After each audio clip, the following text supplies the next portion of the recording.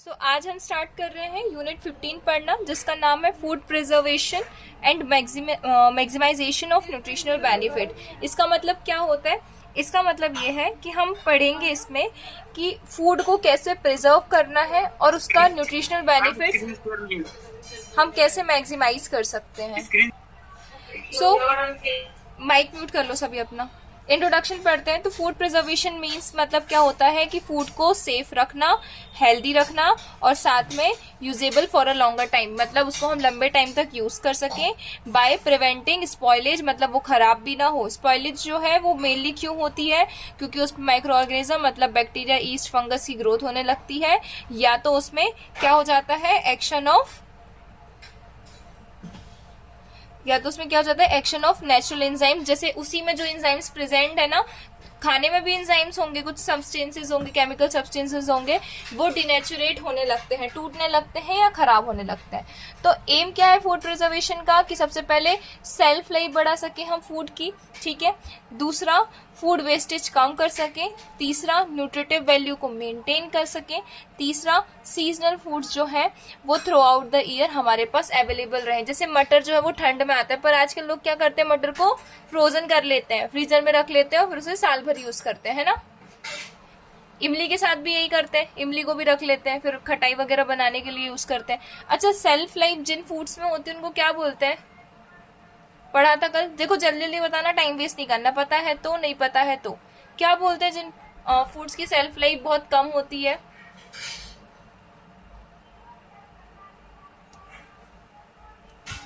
जल्दी बताओ।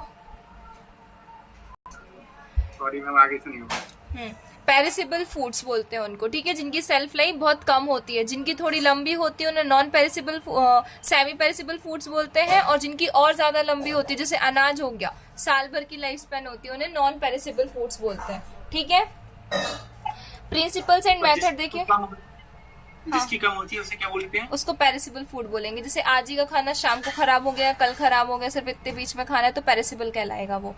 अब अगर वही खाना हम उसको महीने तक स्टोर करके रख सकते हैं, जैसे हमारा नाश्ता वगैरह बनता है ना, तो वो सेमी में आएगा, मतलब आधा, अर्ध। और फिर अगर उसका लंबे टाइम तक स्टोर कर सकते हैं, जैसे अचार हो गया, वो किस में आएगा? नॉन पेरिसेबल में। नॉन पेरिसेबल में जो बोल रहे थे ना, वही। आगे देखते हैं प्रिंसिपल्स और क्या क्या मेथड है फूड को स्टोर करने की। तो सबसे पहले प्रिजर्वेशन है, सबसे पहले उसको आप कितने अच्छे से रख रहे हो। तो प्रिजर्वेशन का जो बेसिक प्रिंसिपल है वो क्या है कि फूड प्रिजर्वेशन वो किसके थ्रू वर्क करता है? प्रिवेंटिंग या डिले कर देना माइक्रो ऑर्गेनिजम्स का डिकम्पोज करने को। देखो, डिकम्पोज मतलब किसी चीज का ब्रेक डाउन होना। हमारे अंदर भी खाना डिकम्पोज होता है, ब्रेक डाउन होता है। तो कोई भी अगर खाना रखा है तो हम उसको अगर प्रिजर्व करेंगे, जैसे फ्रिज में रख दिया, तो हम क्या करते हैं वहां पे?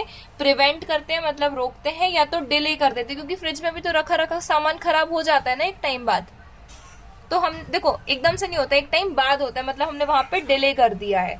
किसको? माइक्रो ऑर्गेनिज्म जो डिकम्पोज करेंगे खाने को, उसको। आगे देखें, प्रिवेंट करना या डिले करना, सेल्फ डिकम्पोजिशन। मतलब अभी हमने माइक्रो ऑर्गेनिज्म को प्रिवेंट और डिले किया था, अब यहाँ पे हम सेल्फ डिकम्पोजिशन, जो खुद से खराब हो रहा है एंजाइम्स के थ्रू, उसे प्रिवेंट या डिले कर रहे हैं। आगे देखें, प्रिवेंशन या डिले देखें by decomposition of micro organism. इसमें हम सिर्फ माइक्रो ऑर्गेनिज्म के बारे में पढ़ेंगे कि माइक्रो ऑर्गेनिज्म से कैसे प्रिवेंट करना है या उनकी डिले कैसे करना है, उनकी डिकम्पोजिशन को। तो दो मेथड यूज की जाती है। पहली होती है बैक्टीरियोस्टैटिक। क्या होती है? बैक्टीरियोस्टैटिक, ठीक है।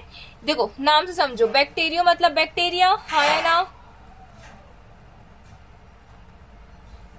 और स्टैटिक मतलब रुक जाना, एक स्टेट में रुक जाना।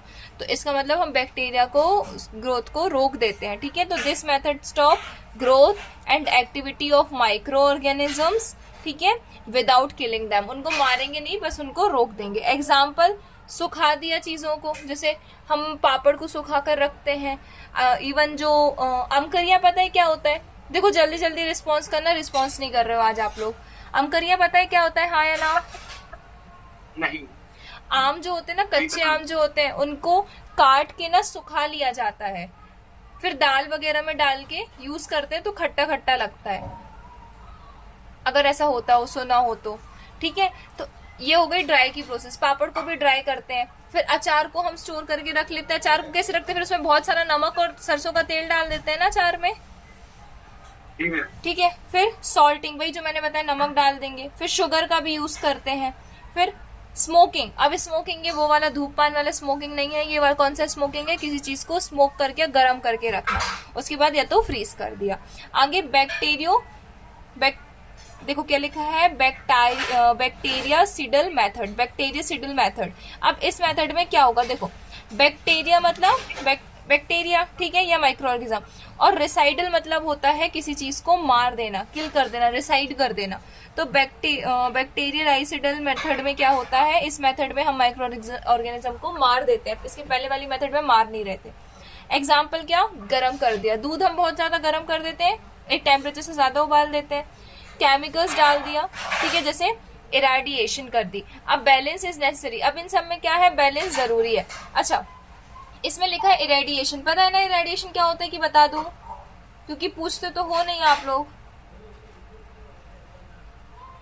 क्या होता है इरेडिएशन मतलब?